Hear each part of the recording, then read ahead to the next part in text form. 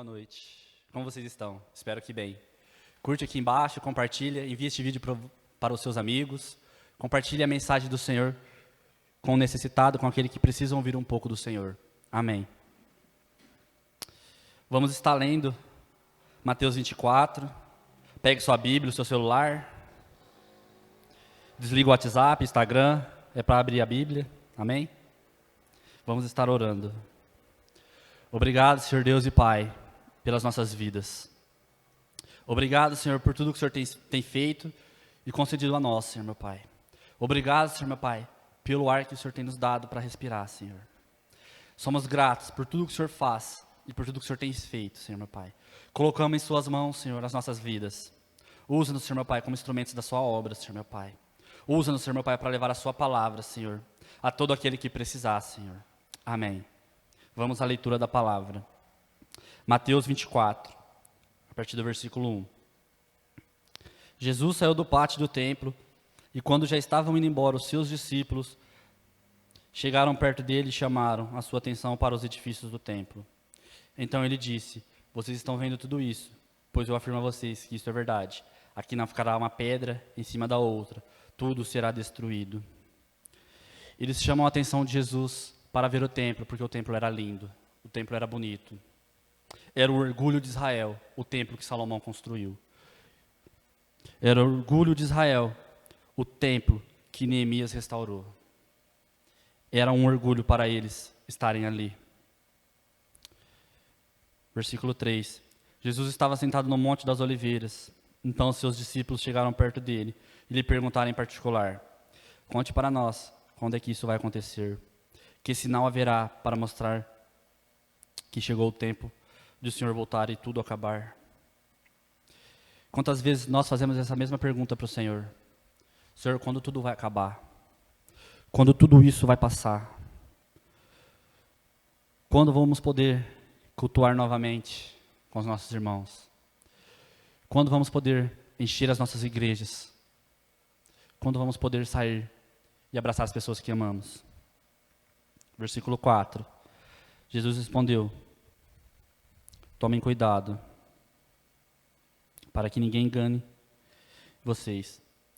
5. Porque muitos vão aparecer fingindo ser eu e dizendo: eu sou o Messias. E enganarão muitas pessoas. Não tenham medo quando ouvirem o barulho de batalhas ou notícias de guerras. Tudo isso vai acontecer, mas ainda não será o fim. Uma nação vai guerrear contra a outra, e um país atacará outro. Em vários lugares haverá falta de alimentos e tremores de terra. Essas coisas serão como as primeiras dores de parto.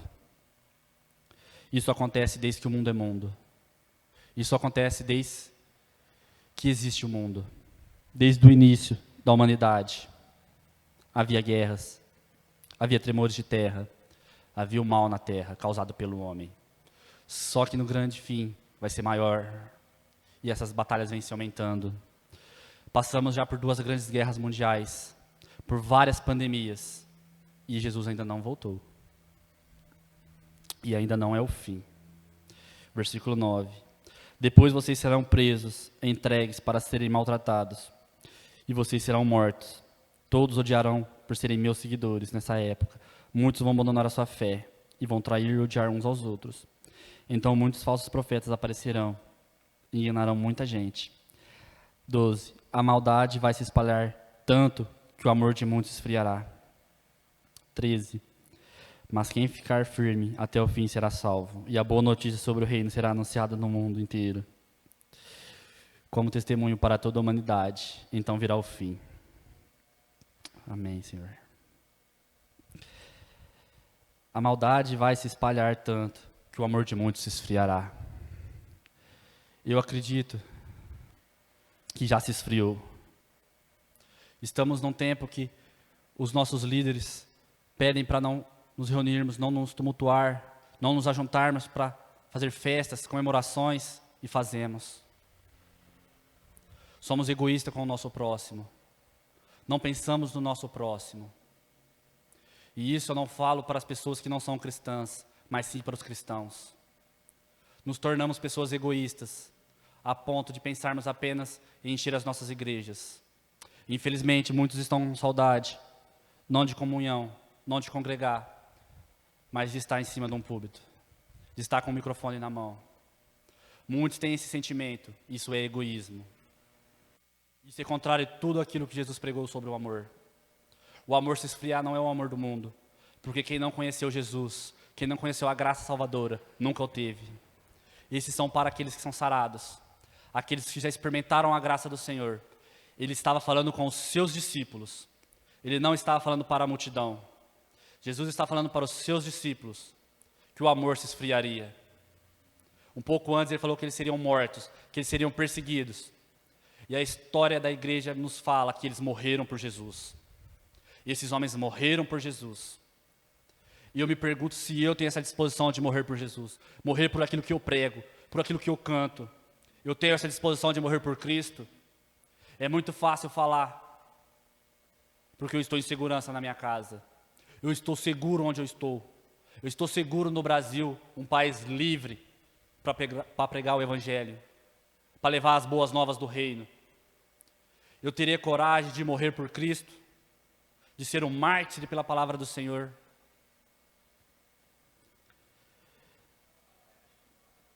Eu espero que, quando este momento chegar, eu consiga estar disposto a morrer por Cristo, a estar disposto a sofrer por Cristo. Eu oro para ser homem suficiente para aguentar essa batalha, porque Ele fala que não será fácil, seremos perseguidos, seremos açoitados. E para aqueles que acham isso impossível, isso já acontece no nosso mundo. Os nossos irmãos chineses já sofrem perseguição. Os nossos irmãos na Ásia sofrem perseguição. Os nossos irmãos missionários da Coreia do Norte são mortos levando a palavra do Senhor. Os nossos irmãos da África morrem levando a palavra do Senhor. E nós no Brasil brincamos de ser cristão. Brincamos de ser evangélicos.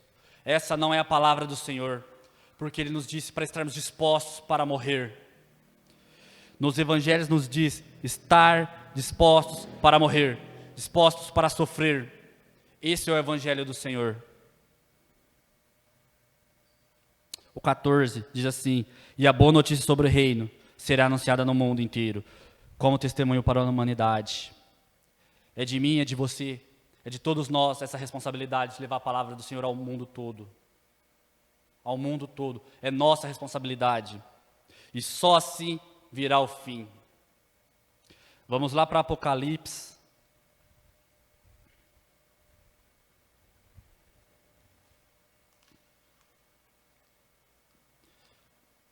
Apocalipse 21. É extraordinário o que acontece depois do fim. É aquilo que queremos, é aquilo que todo cristão deve ter no seu coração, é almejar no seu coração. Diz assim, Apocalipse 21, a partir do versículo 1. Então vi um novo céu e uma nova terra. O primeiro céu e a primeira terra desapareceram, e o mar sumiu. E a cidade santa, a nova Jerusalém que descia do céu, ela vinha de Deus, enfeitada e preparada, vestida como uma noiva que vai encontrar com o noivo. A noiva é a igreja do Senhor. A noiva sou eu, é você, é a igreja, é o corpo de Cristo. Essa é a noiva. O 3. Ouvi uma voz forte que vinha do trono, a qual disse: agora a morada de Deus está entre os seres humanos. Deus vai morar com eles, e eles serão os povos dele. Eu vou repetir. Ouvi uma voz forte que vinha do trono, a qual disse: agora a morada de Deus está entre os seres humanos. Deus vai morar com eles, e eles serão os seus povos. É os seus povos. É toda a terra. É toda a terra daqueles que foram salvos, daqueles que foram sarados, que tiverem as suas vestes limpas do Cordeiro. E o próprio Deus habitará conosco. Será lindo, será maravilhoso. Eu quero isso, eu almejo isso. Veremos a Deus, moraremos com Deus na Nova Jerusalém. Versículo 4. E Ele enxugará dos olhos deles todas as lágrimas. Não haverá mais morte, nem tristeza, nem choro, nem dor. As coisas velhas já passaram. Aquele que estava sentado no trono disse: agora eu faço novas todas as coisas. E também me disse: escreva isto, pois essas palavras são verdadeiras e merecem confiança. O versículo 6. E continuou: tudo está feito. Eu sou o alfa e o ômega, o princípio e o fim. A quem tem sede darei a água para beber de graça, da fonte da água da vida. Aqueles que conseguirem a vitória receberão de mim este presente. Eu serei o Deus deles, e eles serão os meus filhos. Obrigado, Senhor. O 8. Mas os covardes, os traidores, os que cometem pecados nojentos, os assassinos, os imorais, os que praticam a feitiçaria, os que adoram ídolos e todos os mentirosos, o lugar dessas pessoas é o lago onde queima o fogo e o enxofre, que é a segunda morte. É triste. É triste. O fim está próximo. Tenho pregado muito sobre a volta do Cordeiro. Eu creio na volta do Cordeiro. Eu almejo ver a volta do Cordeiro. Eu desejo morar na cidade santa com Deus. Eu espero que esse seja o seu objetivo de vida. O seu objetivo nessa terra é morar com o Senhor na Nova Jerusalém. Que esse seja o objetivo da sua vida. Seja o seu maior sonho. Porque aquele que não for morar com o Senhor na Nova Jerusalém, infelizmente, terá um fim horrível. Ele disse: o lugar dessas pessoas é o lago onde queima o fogo e o enxofre, que é a segunda morte. Antes ele apresenta a Nova Jerusalém. Ela é maravilhosa. Ela é maravilhosa, ela é linda, ela é perfeita. Você virá o próprio Deus. E aqueles que infelizmente brincaram de ser cristãos, se enganaram, eles não verão a Deus. Eles não verão a Nova Jerusalém. O meu papel, o seu papel não é julgar essas pessoas, é orarmos por eles. É orarmos por eles, para que eles voltem para o caminho do Evangelho. Para que eles voltem a desejar o reino dos céus. Muitos irmãos têm se perdido. Muitos dos nossos irmãos têm ficado para trás. O nosso dever como cristão não é apontar o erro. É amá-los. É amá-los, orando, orando e orando. Porque não é por nossas forças que eles se converterão e voltarão para Deus. É o Espírito Santo que transforma as vidas. Não é o Rodrigo. Não são os pastores que transformam as vidas. É o Espírito Santo. É o nosso Senhor que transforma. Que possamos parar de brincar de ser igreja. Que possamos voltar ao centro do Evangelho. Que possamos estar dispostos a sofrer, como ele diz em Mateus, ser perseguidos. E como Jesus foi para a cruz como um cordeiro mudo, em silêncio. A igreja do Senhor não está nessa terra para aparecer. A igreja do Senhor não está nessa terra para ficar afrontando políticos, para ficar entrando em debates. Está nessa terra para levar o Evangelho. Muitas pessoas acreditavam que Jesus estava lá em Israel para enfrentar os romanos, para libertar eles daquela ditadura, daquele fim, dar um fim a tudo aquilo. Eles esperavam o Messias dessa forma, um batalhador, um lutador. Jesus veio com amor. Ele nos trouxe a salvação pelo amor, a disposição de morrer por todos nós. Esse é o nosso Cristo.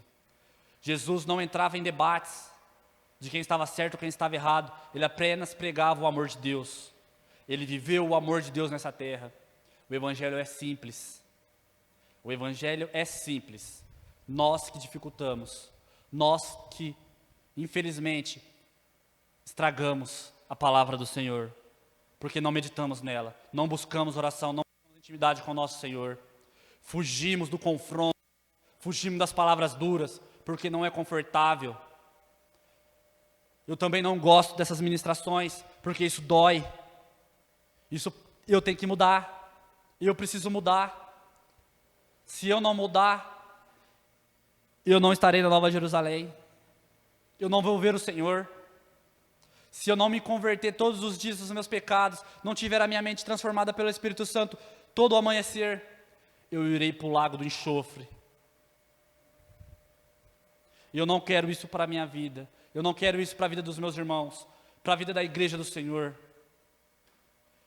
Eu quero encontrar você lá no céu, eu quero encontrar Paulo no céu, Davi, esses grandes homens que a Bíblia nos ensina. Esse tem que ser o nosso objetivo de cristão, não ficar zoando o presidente, zoando o ministro. Isso não é de cristão, isso não é uma atitude nossa. Isso são para aqueles que são tolos na palavra do Senhor, são para os nécios. Eles perdem tempo com essas coisas. Paulo nos ensina para nem brigar por causa da palavra do Senhor, para não entrarmos em debates teológicos. Paulo nos ensina isso. E perdemos tempo brigando se o nosso presidente está errado ou não. Ore pela vida daquele homem, que se não for feita a vontade do Senhor, ele sai.